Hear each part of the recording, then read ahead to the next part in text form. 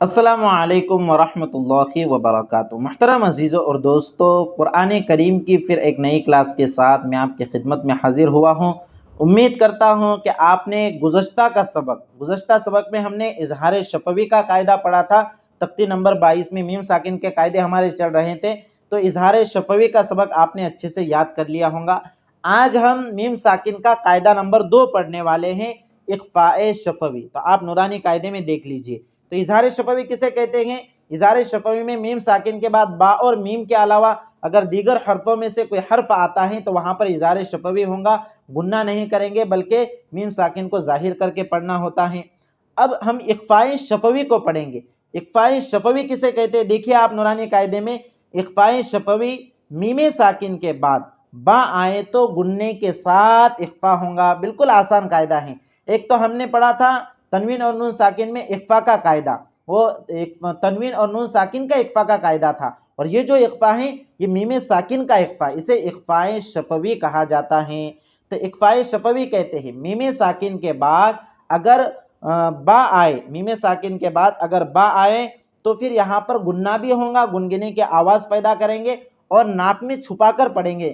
تو اس کو ہم مثالوں کے ذریعے سے سمجھتے۔ دیکھیے اخفاء شفوی، ان ربہم بہم، ان ربہم بہم۔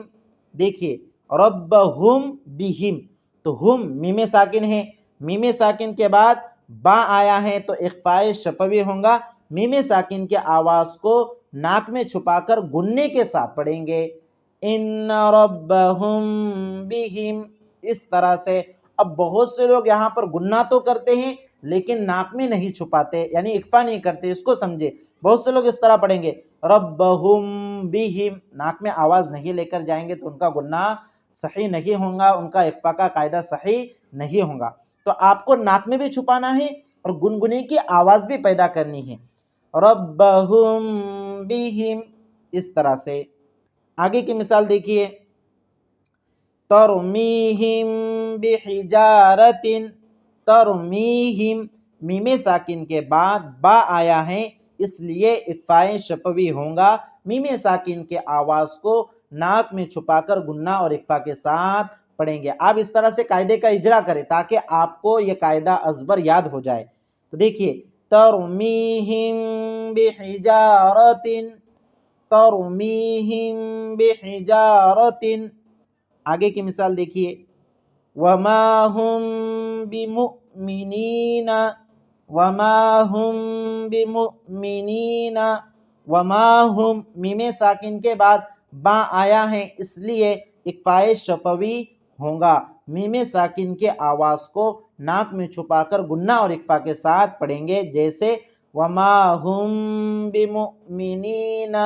اچھا، اس کو اخفاء شفوی کیوں کہتے ہیں؟ اس کو اخفاء شفوی اس لیے کہتے ہیں کہ جو میم ہے یہ میم ہونٹوں سے ادا ہوتا ہے، اور میم میں جب ہم گنہ اور اخفاء کریں گے تو اس میں ہونٹوں کا استعمال ہوگا، اس لیے اس کو اخفاء شفوی کہتے ہیں۔ میں نے آپ کو بتایا تھا کہ شفتن عربی زبان میں ہونٹ کو کہتے ہیں، تو اخفاء شفوی یعنی ہونٹوں کا اخفاء، آپ اس کو سمجھے۔ وما ہم بمؤمنین، دیکھیے دونوں ہونٹ بند ہوتے ہیں میم کی ادائیگی کے وقت۔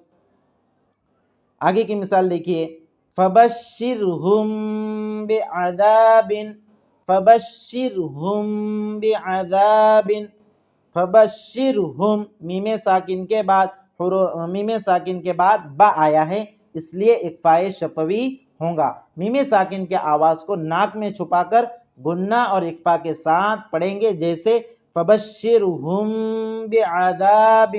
تو یہ ہے اخفاء شفوی۔ تو اخفاء شفوی کے قاعدے کو اور فارمولے کو آپ ذہن میں رکھیے کہ میم ساکن کے بعد اگر با آتا ہے تو میم ساکن کی آواز کو ناک میں چھپا کر گنہ اور اخفاء کے ساتھ پڑھیں گے۔ یہ اس کی مثالیں 4 مثالیں ہیں، تو آپ اس قاعدے کو اچھے سے یاد کریں، قرآن کریم میں اس کی مثالیں اور اس کے ایگزامپل تلاش کریں، تاکہ پھر آپ بار بار اس طرح سے تلاش کریں گے اور اس کو ادا کریں گے تو یہ قاعدہ اور فارمولہ آپ کو بالکل ازبر، پکا اور مضبوط یاد ہو جائیں گا۔ تو میم ساکن کے مکمل 3 قاعدے ہیں، ان میں سے 2 قاعدے ہم نے پڑھ لیے ہیں، ایک اظہار شفوی کا قاعدہ اور دوسرے اخفاء شفوی کا قاعدہ۔ اب ہم اگلے سبق میں انشاءاللہ ادغام شفوی کے قاعدے کو سمجھنے کی کوشش کریں گے، وہ بھی بہت آسان ہے۔ یہ 2 قاعدے آپ نے سمجھ لیے، انشاءاللہ ادغام شفوی بھی آپ کے سمجھ میں آ جائیں گا۔ آپ ان ویڈیو کو بار بار دیکھیں، ان قاعدوں کو سمجھیں، اور جیسے آپ کو بتایا جا رہا ہے اس پر آپ عمل کیجئے، انشاءاللہ بہت جلد آپ قرآن کریم پڑھنے والے بن جائیں گے۔ اور میری آپ سے گزارش ہے کہ آپ اپنے دیگر بھائی بہنوں کو بھی اور دیگر ساتھیوں کو بھی ہمارے اس چینل پر لے آئے، تاکہ وہ بھی قرآن کریم تجوید کے ساتھ سیکھنے کی کوشش کر سکے۔ والسلام علیکم ورحمۃ اللہ وبرکاتہ۔